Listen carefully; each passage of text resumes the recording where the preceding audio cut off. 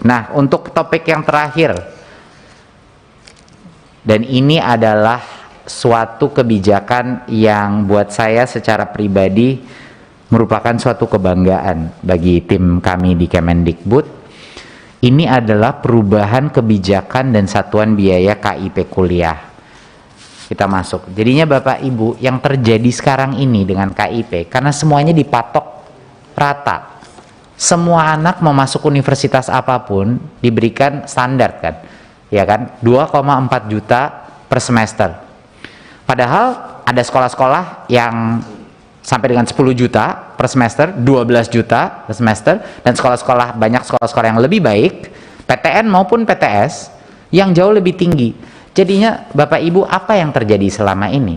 Kita nih bikin KIP kuliah, intensinya adalah untuk social mobility kan, untuk meningkatkan biar anak-anak yang kurang mampu kita di seluruh Indonesia bisa bermimpi besar.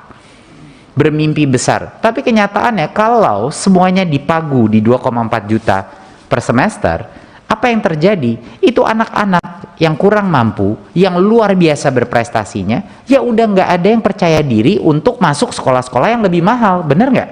Ayo. Jadi mereka udah keburu kalah duluan di awal. Jadinya mereka mencari, karena nggak punya tambahan dana, mereka mencari sekolah-sekolah yang mungkin masih masuk di dalam kisaran 2,4 juta.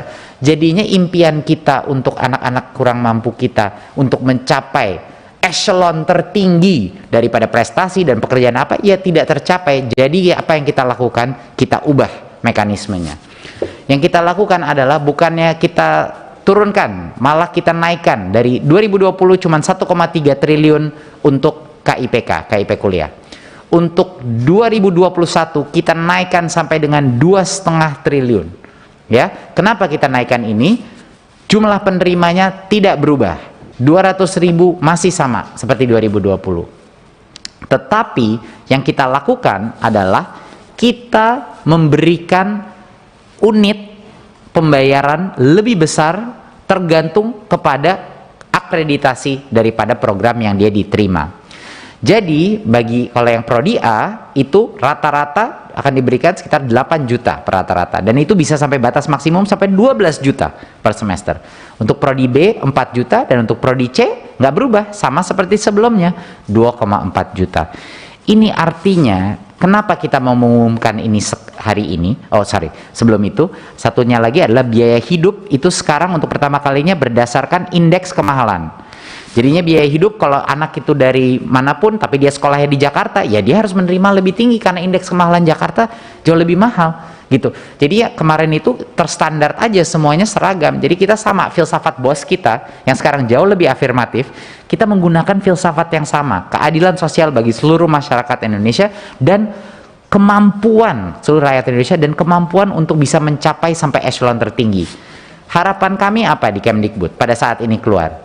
Tiba-tiba anak-anak yang dulunya nggak berani untuk masuk dan melaksanakan aplikasi dan untuk masuk seleksi untuk universitas-universitas yang lebih mahal, dan biasanya universitas yang lebih mahal itu juga dengan standar yang lebih tinggi, banyak dari mereka itu sekarang mereka bisa mencapai. Jadinya yang kita lihat sukses apa tidak program ini, kita akan melihat nanti proses seleksinya.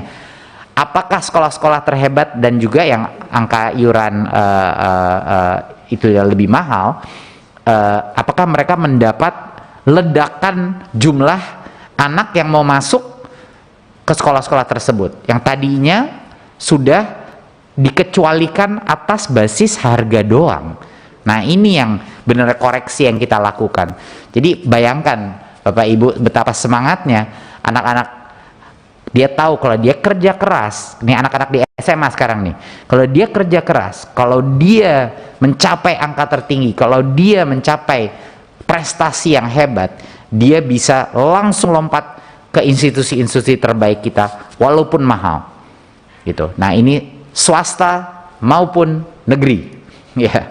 Jadi ini sangat penting menurut saya, suatu langkah yang sangat besar terhadap meningkatkan mobilitas sosial bagi anak-anak. Dan itu memang kenapa KIP kuliah dikeluarkan itu untuk itu, bukan untuk hanya memberikan bantuan saja kepada yang membutuhkan, tapi bantuan untuk apa? Bantuan untuk mencapai mobilitas sosial tertinggi. Nah, ini yang paling penting. Dan seperti kita tahu Bapak Ibu, nggak semua universitas memberikan mobilitas sosial, benar kan Bapak Ibu? Nggak semua, malah itu salah satu isu kita. Jadi selama ini kita memberikan banyak sekali anak beasiswa, tapi dia lulus, tapi ujung-ujungnya dia cuma dapat pekerjaan UMR misalnya. Dan apakah itu yang kita inginkan? Bukan. Yang mau kita inginkan adalah memberikan insentif untuk anak-anak terbaik kita juga untuk mencapai mimpinya dia. Jadi itu kira-kira kabar gembira dari KIP Kuliah tahun ini.